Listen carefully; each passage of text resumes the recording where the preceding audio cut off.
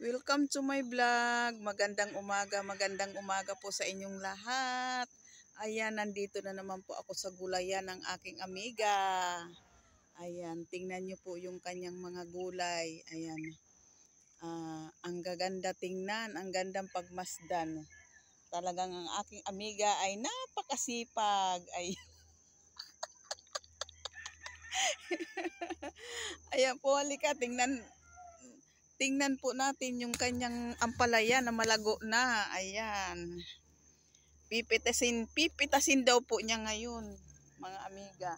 Mamimitas daw siya ng dahon ng ampalaya. Kaso papasok na ako, hindi ko po maano yung kanyang mga gulay na pipitasin. Ayan po yung malunggay, oh. O tingnan niyo po yung tanglad. Ang ganda na ng 'di ba? Dati pag na siya. Yung maliliit pa lang. Tingnan po yung mga malunggay niya, ang gaganda. Oh, ang dahon ng ampalaya, mga amiga. Oh, oh, tingnan mo, oh. Hanggang dito na, ganda ng dahon, mga amiga, oh. Talagang alagang-alaga niya itong kanyang mga dahon ng ampalaya, mga amiga. Ayan, oh.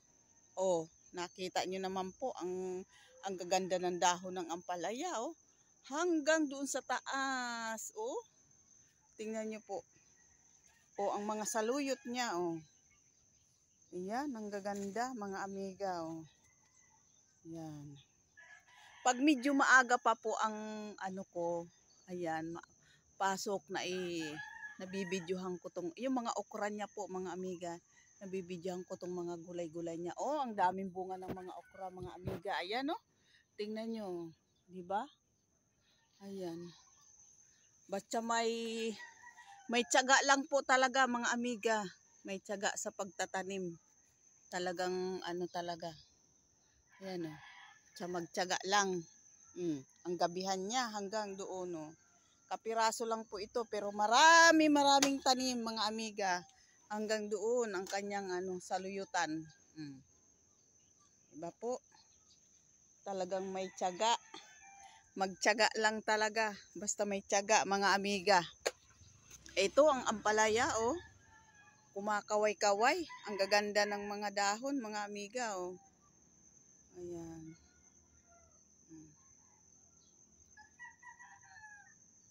Yan, hanggang dito, mga amiga, oh. Yan, oh, ang haba, oh. Pipitasin niya po ito ngayon kasi mamimitas siya ngayon ng gulay. Ilang araw din po siyang hindi namitas. Kaya ilang araw din po akong hindi nakapag-video dito. Ayan. Ayan po. Tingnan nyo po. Talagang kung may tiyaga ka po talaga. Ayan. Kikita ka kahit konting sa mga gulay. Magtiyaga lang magtanim. Ayan po. Maraming salamat po sa panonood. Salamat po sa inyong lahat.